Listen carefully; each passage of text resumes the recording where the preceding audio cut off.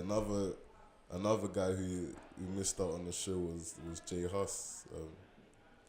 Obviously, because of like a couple of days before Wireless, he was freed from jail on a 100k bond, and that was obviously coming off the back of in June. He was in his car like in Stratford, and allegedly had a bladed article, so a knife on him, and then he was jailed, which is like, I don't know, with J Hus, I just don't think he should be in this situation. Like he's too big of a star to be getting into this kind of stuff. I mean, well, obviously with the group chat like earlier, I was kind of saying like I kind of want to get him out of here, but I have a balanced argument for that. Because for me, you know, obviously living in London, like me and you have walked down a high street and seen a guy pull out a knife. Like I remember that time we saw a guy running down on someone with a knife. Yeah, running down someone with a knife, like police and everything chasing them, like whatever. Like I've been in parks in the southeast of London, and I've seen people with knives, like, and even seen other people get attacked and shit. Like it's mad out here. But what I don't like, and what I find wrong about J Hus even carrying a knife, because bearing in mind he probably has money for security. Like I know that he probably wants to drive his car, he wants to go and see his boys. Not saying that that's a problem. Like we all want to do that, but I'm saying like you driving around tooled up when there's enough in the news to tell you carrying a knife is also part of the problem. That is like fundamentally carrying a knife causes violence. Like I know the argument will be protection. Like it's like in the US, that's like people carry guns, but then people use guns stupidly. It's the same thing in this country. Someone could even grab the knife off you and end up using it on you. And like that's what I don't like. Like sick artist, like deserves to be where he is, but why carry a knife? Like I don't know, to speak to his mindset, even though I'm of the same thing where I think like you just shouldn't carry a knife. I'd say from his point of view, in 2015, he actually got stabbed like 5 times, and this was coming off the back of him just releasing the 15th day, which was like his breakthrough mixtape. Got stabbed like 5 times, and that was some rival beef. So he probably still, even though it's mad, like he's a big star, he's like had Common Sense, which has got critical acclaim. It got nominated for a Mercury Prize. People say it was like basically encapsulates the Afro swing sound that's like running UK urban music at the moment. Like he obviously still feels in his heart of heart that like I'm not safe. And Stratford as well, that's where it's kind of sticky for him, because obviously the beefs are around the area. But like I want to know when these artists are driving around in their cars, like around London, like are they driving on their own or have they got security? No, he's most likely with his man then. But coming on to that, like I actually agree with the point. Like the album's so gold. He's doing tours. He's doing shows. He's we don't know exactly how much money he's making, but he's making a good amount. So like at that point, you know you've got beef in the streets. Get security. I think what he's thinking about is probably like, in the hood or whatever, it's looked down upon that, like, I don't want to be associated with that. But at the same time, like, it's your life we're talking about. And think about it, like, before when I was talking about it, probably his label, but he had to put up a 100,000K bond to be able to be freed from jail. So imagine probably like, let's say a quarter of that money you could have taken to get security, and then you wouldn't have to pay all these legal fees that he's most likely gonna have to pay. I mean, like, going forward, like, how do you think this is gonna affect him as an artist? Because like I feel like obviously it's not gonna affect him in the sense that people are gonna stop listening to him, but like what implications do you think this is gonna have on like the future of J Hus? Like, are people gonna look at him differently now? Like, what do you No, I what do you think think? the only thing that I'm worried about for him is like it could affect his show. So even he was freed from jail on the 3rd, and then Wireless was on the 7th. So really and truly, like, he could have still performed there, but it didn't end up happening, either because the people they'd got instead, they didn't want to stop them out, or they're just fearful about, this guy's just been in jail for allegedly having a knife. Like, do we want that around us? So in the future, I mean, he just released, just before he went in, he released Big Span, which just had summer bangers on it. It had Dancing Man, Duff, I think it's Dark Vader, it's called, like summer bangers, like they're all festival ready songs. So like, and he's got a string of festivals. Like even when he was he missed out on a festival in Glasgow. So my fear is whether it's gonna mess up his money in the future in terms of his festival run.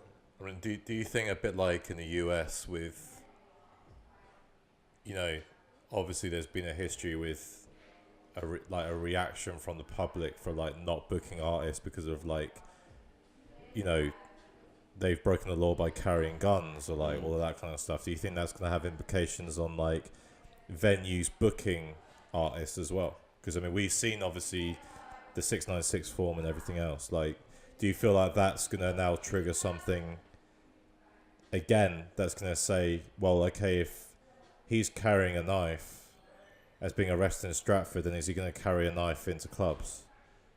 Like, is that kind of...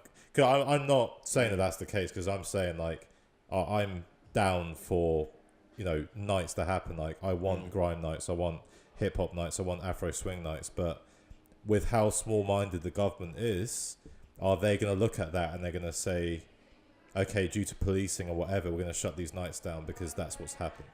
Yeah, I guess it's the overall argument, because of an artist's background, do we then not allow them to perform? So even another artist, Fredo, he wasn't he was taken off the lineup, like apparently because of his road kind of background. And then even in the past, so we talk about the 696 form, like loads of grime artists were affected by that.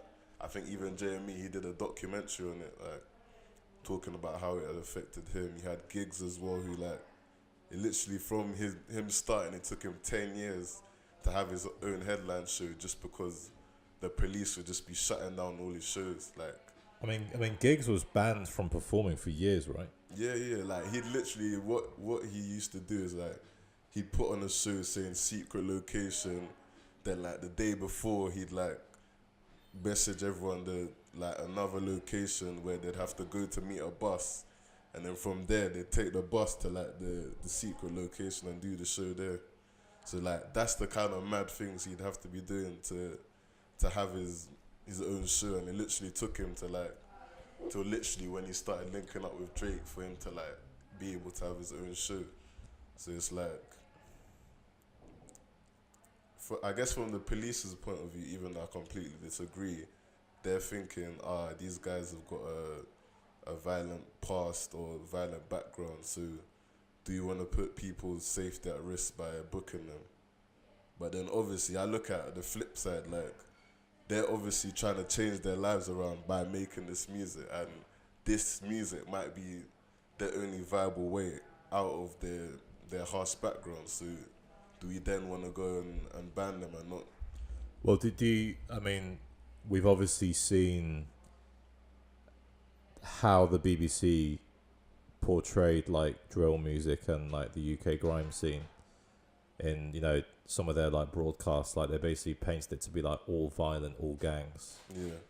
Which it is in some elements. Like when they say about carrying guns and whatever, like some of them do carry guns. Like that is a thing. But like what I find quite wrong is like they just generalize everything. Like they generalize it to like hip hop, grime, black culture in general. They literally will just switch anything that involves drill music or anything that's meant like any mention of violence, and they'll completely flip it around.